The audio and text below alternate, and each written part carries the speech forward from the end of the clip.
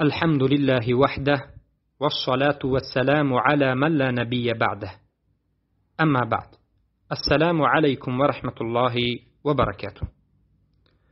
برادران و خواهران موحدم از تاجیکستان و از افغانستان، بارک الله فیکم و وفقکم الله بكل خیر.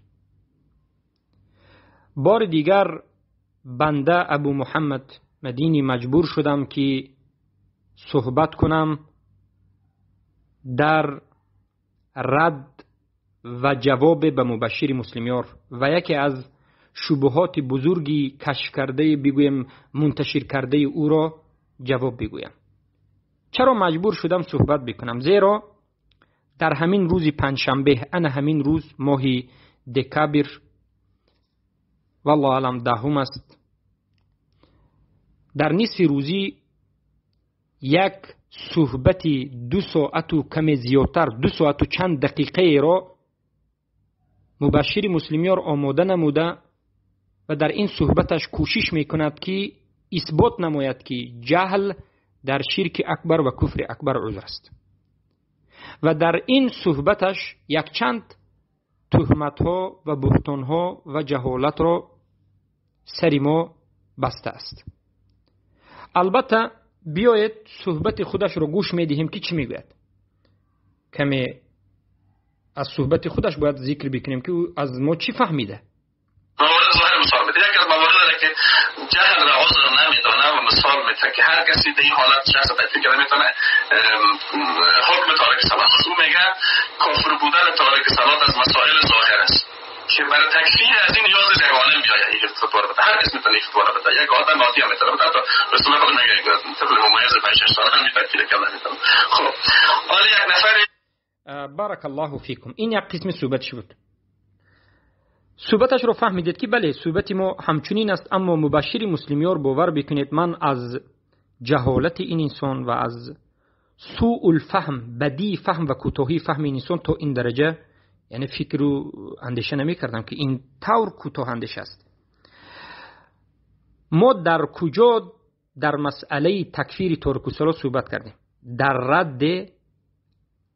در رد یکی از شبهه های مبشر مسلمیار. مبشر مسلمیار وقتی که پیش از این صحبتش 77 دقیقه صحبت کرده بود، در درون یک صحبت 77 دقیقه 20-30 مسئله رو آمیخته کرده رفته بود. ما هر یک مسئله رو علاوه جدا ذکر کردیم و در همون مسئله ها یکی از مسئله که مبشر مسلمیار بنواد آمیخته کرده و مردم رو گمراه کرده بود، این مسئله تکفیر معین بود که گفت تکفیر عموم وجود دارد اما تکفیر معین وجود ندارد. یکم همچنین گفته بود و بعد از این گفته بود تکفیر معین رو فقط مفتی ها و عالم ها میکنند.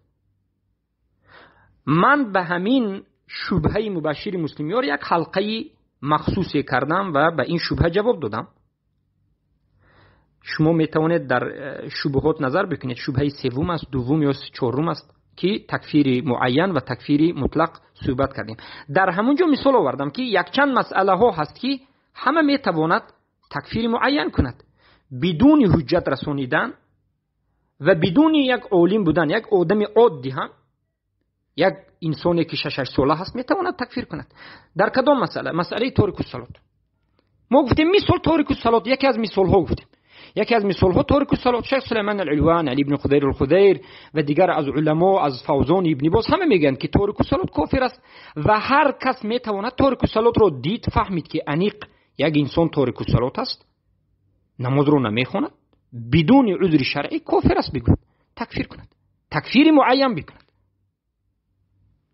این مسئله یکی از مسائل احکام ظاهری است. اما مبشر مسلمیار خطا فهمیده این مسئله رو آورده، فکر کرده ایستاده است که این مسئله رو من به مثل شرک اکبر و کفر اکبر صحبت کردم. نه، مسئله شرک اکبر و کفر اکبری که ما در اونجا جهل و عذر نیست میگیم از مسئله تارک الصلات فرق دارد. در مسئله شرک اکبر و کفر اکبر به مانندی بارک الله فیکم دشنام دادن الله و رسول یا که استهزا کردن یا که الله را لامکان گفتن، در همه حالت این چنین آدم کفر است. در همه حالت، خواه حجت رسیده باشد خواه حجت نرسیده باشد، این انسان اسمن تکفیر اسم رو میگیرد. اگر حجت رسیده باشد هم تکفیر اسم و هم تکفیر حکم، تکفیر معذب علیه رو میگیرد.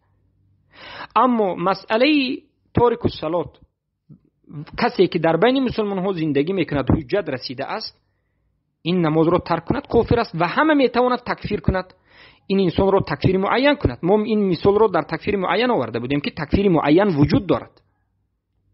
اما کسی که نو مسلمان شد، در بادیه هست، به او فرض بودن نماز نرسید، یک بار مسلمان شد فرض بودن نماز نرسید، نماز مثلا نماز یک دو سه نماز نخوند، ما نمیگیم که این کافر است، میگیم که جهلش عذر است، برای اون که نو مسلمان شد حالا فرض بودن نماز رو نفهمید. مثلا کسی که او رو به اسلام دعوت کرد شد فرض بودن نماز رو نفهموند یا که او نفهمید. در این مسئله ظاهر است، لیکن مسئله احکام است. جهل عذر است، در یک حالت جهل عذر نیست، در دیگر حالت در مسئله ترک الصلاة. این مسئله است که مبشر مسلمیار نفهمیده که ما مثال آوردهمون در باب ترک الصلاة در کجا بود، در کدام باب ذکر کردیم. ما در باب تکفیر معین ذکر کردیم که کسی که شرک اکبر کرد، کسی که الله رسول رو دشنام داد، کسی که استهزا کرد، کسی که الله رو در بالای عرش نیست گفت، کسی که نماز نخوند، میتواند تکفیر بکنید. همه میتواند تکفیر بکنید. اما آیا شرک اکبر به مانندی ترک الصلاة است؟ نه، البته از هم دیگر فرق دارد، زیرا اینش از احکام است، ترک نماز از احکام است. فقط کسی را تارک الصلاة میگوید و تکفیر میکنید که در بین مسلمان ها زندگی بکند، به او حجت رسیده باشد. اما کسی که خیلی گفتیم حجت نرسیده، به او تکفیر نیست. اما در مسئله شرک اکبر و کفر اکبر، در اون مسائلی که ذکر کردیم، او اعتقادی که هست، عملی کفر شرک اکبر که هست، در اون مسئله حجت رسید یا نرسید تکفیر میشد، مطلقاً جهل عذر نیست. در مسئله ما نماز مثال آوردم در تکفیر معین بود، در مسئله جهل عذر نیست، در تارک الصلاة نبود. در مسئله اینکه تارک الصلاة کافر است بود، در همین مسئله بود. اما مبشر مسلمیار فکر میکند که ما مثال آوردیم تارک الصلاة رو به مانند شرک اکبر همش رو برابر میبینیم. از همین جهت در صحبت آیندهش به ما تهمت میزند و میگوید که ابو محمد مدنی گویا من و کسایی که همراه ما برادرها هستند گویا که کسی که تارک الصلاة رو تکفیر نکند تکفیر میکنیم. این البته بهتان است، این تهمت است. زیرا ما در درس‌هایمون، در حلقه‌های درسی یک چند بار بیان کردیم که بله، هر کسی که مشرک رو عذر بدهد، عذر المشرک باشد، حجت رسانیده می شود و تکفیر کرده می شود. اما کسی که عذر بدهد به تارک الصلاة، تارک الصلاة رو تکفیر نکند، این انسان رو تکفیر نمیکنیم. برای چی؟ حجت رسانیده بعد از حجت هم تکفیر نمیکنیم. 100 بار حجت رسانیم هم یک آدمی که تارک الصلاة رو تکفیر نکند، ما او رو تکفیر نمیکنیم. آدم دوم رو، انسانی که تارک الصلاة رو تکفیر نکند، ما تکفیر نمیکنیم بعد از حجت رسانیدن هم. اما مبتدیش میگیم برای اینکه تارک الصلاة رو تکفیر نکرد. به خاطر چی؟ به خاطر اینکه سلف این امت دیدند که ابو حنیفه تارک الصلاة رو تکفیر نکردند. یگان نفر از سلف این امت ابو حنیفه رو تکفیر نکردند. ما ابو حنیفه رو رحمه الله میگیم. یک قول اول امام شافعی تارک الصلاة رو تکفیر نکردند. سلف این امت امام شافعی رو هیچ چیزی نگفتند. یک قول از امام مالک تارک الصلاة رو تکفیر نکردند. سلف این امت امام مالک رو هیچ چیزی نگفتند. البته که خطا کردند. تارک الصلاة کافر است، شک نیست. اما کسی که تارک الصلاة رو تکفیر نکند، ما میگیم که خطا کرده، اما خودش رو تکفیر نمیکنیم. اما کسی که مشرک رو دیده و دانسته مشرک نگوید، حجت رسانیده میشود و بعد از این تکفیر کرده میشود. عاذر المشرک از عاذر الصلاة فرق دارد. اما مبشر مسلمیار خطا فهمیده و فکر میکند که ما ابو محمد اگر عاذر المشرک رو حجت رسانیده تکفیر میکرده باشد، پس عاذر کسی که تارک الصلاة رو تکفیر نکند هم ابو محمد تکفیر میکرده است. گویان از پیش خودش به ما تهمت زده، میگوید که ابو حنیفه رو تکفیر میکند، امام شافعی رو اعوذ بالله، این بهتان است. مسئله تکفیر تارک الصلاة و مسئله کسی که به شرک اکبر میرود از هم دیگر فرق دارد. خیر بیایید صحبت این انسانی که در حقیقت جهلش جهل مرکب است و از مذهبی سلف این امت بیخبر است، در حقیقت سبحان الله تو این درجه گمراه بودنشون نمیدونیم. ببینیم چی میگه. یک نوبت مثل که متاسفانه یکم شده عملا امور رقمی که میگه همین تو کار شده عملا متاسفانه کسانی در همین حد اطفال ممیز 5-6 ساله حداقل از لحاظ علمی میان همین کارا میکنن. حالا همین نفری که آمده تارک صلات کافر دانسته میگه اگر یک کسی دیگه بازی تارک صلات کافر ندانست ما برش میفهمونیم، بازم اگر نفهمید قابل تکفیر میکنیم. خب البته این تهمت و بهتان است. یعنی ما در هیچ جای نگفتیم که هر کسی که تارک الصلات رو تکفیر نکند ما به او میفهمونیم که تارک الصلات رو تکفیر کن، اگر نکند بعد خودش رو تکفیر میکنیم. این سخن رو ما نگفتیم، برعکس ما این سخن رو رد میکنیم و میگیم که این سخنی غلو کرده ها است. کسی که تارک الصلات رو تکفیر نکند او رو تکفیر کرده میشود. بعد این سخنی البته غلو در تکفیر کرده است. کسایی که در تکفیر غلو میکنند در مسئله تارک الصلات، هر کسی که بی نماز رو تکفیر نکند من تکفیر میکنمش میگن، این سخنی البته غلو کرده است. منهج اهل سنت و الجماعت چخیلی که گفتم این نیست، اما مبشر مسلمیان این سخن رو به ما چخیل نسبت میدهد، از فکر خودش تهمت میبندد، بهتان میبندد. ما این سخن رو نگفتیم. کنی گوجه است من چخیلی که سخن مبشر مسلمیان رو آوازش رو صدایش رو میگذارم بگذارد که ما در کجا این سخن رو گفتیم که کسی که تارک الصلات رو تکفیر نکند ما او رو حجت میرسونیم بعد تکفیر میکنیم. این مخالف عقیده اهل سنت و جماعت است. البته این سخن خیر دوام سخنش رو در صورتی که اگر جهل حاضر نیست وقتی تو گفتی تارک صلات کافر است، پس همه کسانی که تارک صلات کافر نمیدونن تو باید تکفیر بکنی. هر کسی که تارک الصلات تکفیر نکند تو باید تکفیر کنی. این جهل مرکبی توی است مبشر مسلمیان. مسئله احکام نماز مسئله احکام است. البته کسی که دیده و دانسته نماز را ترک میکند البته کافر است. ما این مثال رو نماز رو در تکفیر معین آوردیم. جهل در نماز عذر است. ما نگفتیم که جهل در نماز عذر نیست. اومیخته مسئله رو اومیخته میکنی. جهل در نماز جهل شرعی اگر باشد حجت نرسیده نماز رو فرض بودنش رو نداند عذر است. این رو ما تکفیر نمیکنیم. اما در بین مسلمان ها گردو نماز رو نخواند این رو تکفیر میکنیم. ما نگفتیم که جهل در بینمازی عذر نیست. ما گفتیم که در مسئله تکفیر معین همچون مثال آوردیم که انا مثلا علما گفتن در تکفیر معین که تارک الصلات تکفیر معین میشد. مثال آورده ما رو فهم که ما به کدام خاطر مثال آوردیم و در کدام موضوع مثال آوردیم. الله المستعان. دوام صحبتش در مردم تکفیرش نمیگه. من مثال ذکر میکنم. همون کسانی که تارک صلات تکفیر نمیکنن چقدر این امت تشکیل میده؟ حالا که میگه اگر کسی تارک صلات تکفیر نکرد اول بر اساس قاعده‌ای که وضع کرده باید کلش تکفیر بکنه، اما تو کلش تکفیر نمیکنه میگه که ما بعد از اینکه برای ما دلایل ذکر بکنیم بعد تکفیرش میکنیم. گپ اول البته این باطل است. بار دیگر این سخنی رو به ما نسبت داده شده است که یعنی ما تارک الصلات رو کسی تکفیر نکند حجت رسونه تکفیر میکنیم. ما این سخن رو نگفتیم، برایت خود رو اعلام میکنیم و این مخالف منهج اهل سنت و جماعت است و مخالف منهج سلف است. کسی که تارک الصلات رو کافر نگوید این خطا کرده، بدعت رو کرده، مخالف سلفی امت برآمده اما تکفیر نمیشود. کسی که تارک الصلات رو تکفیر نکند ما رو تکفیر هیچگاه نکردیم و نمیکنیم. ما خودی تارک الصلات رو تکفیر میکنیم اما دوم آدم رو در مسئله این نماز تکفیر نمیکنیم، زیرا این مسئله احکام است و منهج چرا برای که سلفین اومد نکردند. مسئله شرک رو به مسئله نماز آمیخته کردن این جهل مرکب است. مبشر مسلمان الله هدایتت نه چرا به خاطر دفاع نفست اینقدر دروغ رو میبندی، اینقدر تهمت میکنی و اینقدر شرمنده میسازی خودت رو، مسائل رو به هم آمیخته میکنی و این دلالت میکند که از نازکی علم خبر نداری.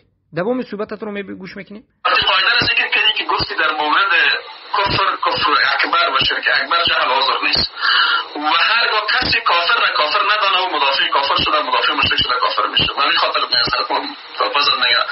بله این قاعده رو گفتیم، این قاعده رو باز میگوییم. هر کسی که واقع شده به کفر اکبر و شرک اکبر رو در اعتقاد یا که استهزاء یا که دشنام یا که شرک عملی این مسائل تکفیر نکند ما حجت رو میرسونیم، بعد از حجت رو رسونیدن یا که حجت رو فهمیده باشد تکفیرش میکنیم. کسی که حجت رو فهمید تکفیرش میکنیم، حجت رو فهمیده است تکفیرش میکنیم. اما این در مسائل معینی که ما یک چند بار تکرار کردیم، شرک اکبر و دشنام دادن الله و رسول و دین و استهزاء کردن و در مسئله الله رو لامکان گفتن، خلق قرآن هم در این مسئله داخل میشود، لیکن این تفصیلات دارد اما شما جهلا که نمیفهمین در این مسئله او رو ذکر نکردیم. اما تارک الصلات به این مسئله داخل نمیشود. بار دیگر صدوم بار تکرار میکنیم که تارک الصلات رو ما مثال آوردیم در مسئله تکفیر معین میشود یا نمیشود، ممکن است یا ممکن نیست. ما مثال آوردیم که مبشر مسلمیار تارک الصلات رو تکفیر کردن ممکن است، تکفیر معین وجود دارد. همچون مثال آوردیم تارک الصلات به مسئله عذر بالجهل هیچ تعلقی ندارد، به مسئله کفر شرک اکبر در این مسئله هیچ تعلق ندارد و تارک الصلات در مسئله عذری هیچ همراهیت ندارد، فرسخ دور است، به این مسئله هیچ نزدیکی نمیکند مبشر مسلمیار. ما وقتی که عذری در حکم عذری سخن میکنیم فقط در مسئله همین 4-5 مسئله که گفتیم، شرک اکبر و کفر اکبر که است. در مسئله نماز اگر کسی عذر بدهد تارک الصلات رو ما تکفیرش نمیکنیم. بیاد گوش بکنید. بجاه مشرک است و ما را واضح بجاه میکنه، یعنی چون مشرک دیگه ممکن باز بگه نه ما تو رو میفهمیم. خب اگر فرمانده نبود دلالت گفتی حالا چی، حالا ما مشرک یعنی علی گفت میاد در مورد دیگران تطبیق میدیم. خوب دقت شد اکثریت مذاهب مسلمان و اکثریت مذاهب اسلامی به اصطلاح چی رو تکفیر نمیکنن، تارک الصلات تکفیر نمیکنن. کسی در اقوال علمای سلف در این شهرت داره که مشهور به تکفیر میکنن.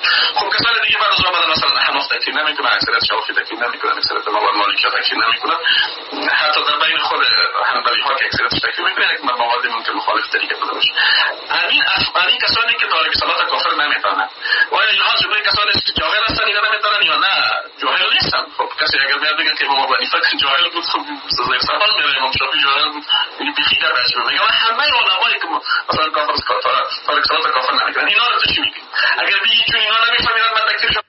ما اینها را تکفیر نمیکنیم. همه این علمایی که مبشر مسلمیار معیاری ذکر میکنیم ما تکفیر نمیکنیم. ما میگیم که خطا کردن تارک الصلات رو تکفیر نکردن، زیرا اجماع صحابه است که تارک الصلات کفر است.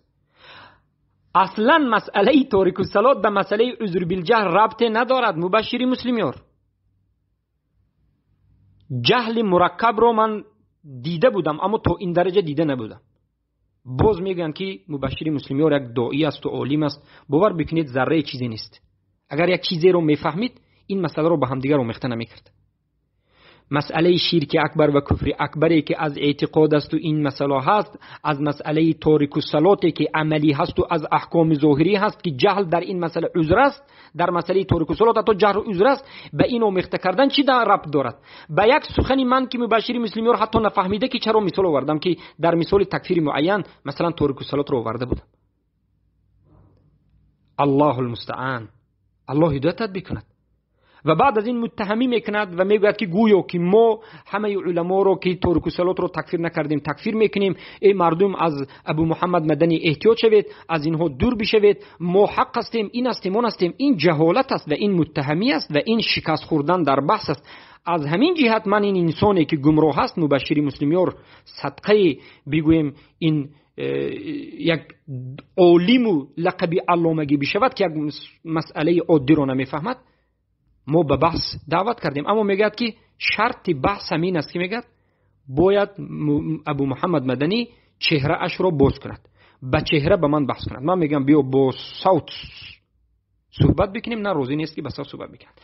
پس ببینید این کسایی که شما علما میگویید، این کسایی که شما بیناد اعتقاد دارید، یک مسئله علمی رو که مسائل اصول اعتقادی است نمیفهمد، یک مسئله علمی رو که از مسائل ضرورت اعتقادی هست نمیفهمد و از مسائل احکام جدا کرده نمیتواند. مسئله تارک الصلات را از مسئله شرک اکبر و کفر اکبری که از مسائل اعتقادی است جدا کرده نمیتواند. در مسئله تارک الصلات عذر بالجهل وجود دارد. اگر در حقیقت حجت نرسیده باشد کسی تارک الصلات را کافر نمیگوید اگر نماز نخواند هم.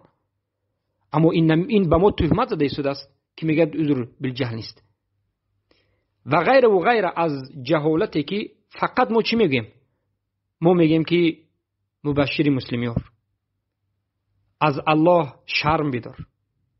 هر یک طالب علم کمترین انسانی که این سخنهای تو رو میبیند به حال تو گریه میکند، شرمش میآید، زیرا که این مسئله ها رو هر یک طالب علم اهل سنت میداند که این چگونه تقسیمات و تفصیلات دارد.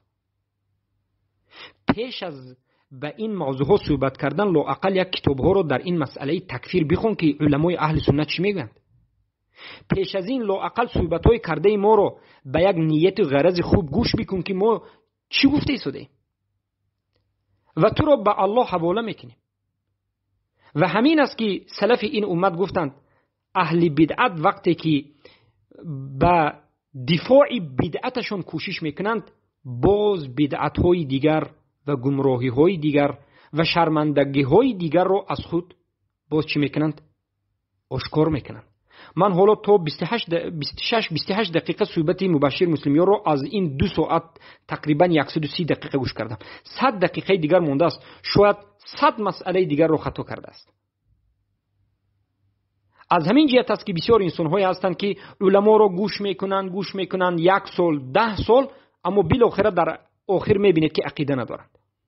و انمین است که بسیار طالب علم‌ها و دعوتگرها و دام‌الله‌ها و به نام علماها مشهور میشوند همچون علمای اهل سنت و جماعت در وقتی انتخاب یا که در وقتی اختبار کردن و امتحان کردن، وقتی که عقیدهشون رو میبینیم صاف مرجع هستند. اینها خودشون مرجع هستند، بیخبر هستند، کسی نباشد. ما به کسی روی خاطر در بالای دین نمیکنیم و ما با تمام احترام صحبت میکنیم. من وقتی که مبشر مسلمیان رو جاهل میگم، این یگان جای نو احترامیش نیست. جاهل یعنی نمیداند در همین مسئله در حقیقت بینوات سخنی بگویم قبیح و سخنی بینوات زشت زده شده است در بالای این مسئله. الله المستعان. خیر، ما چی میگیم؟ حوالش رو با الله میکنیم و دیگر مسائلش رو میبینیم. مختصرا ما هر یک مسئلهش رو جواب میدیم. بارک الله فیکم.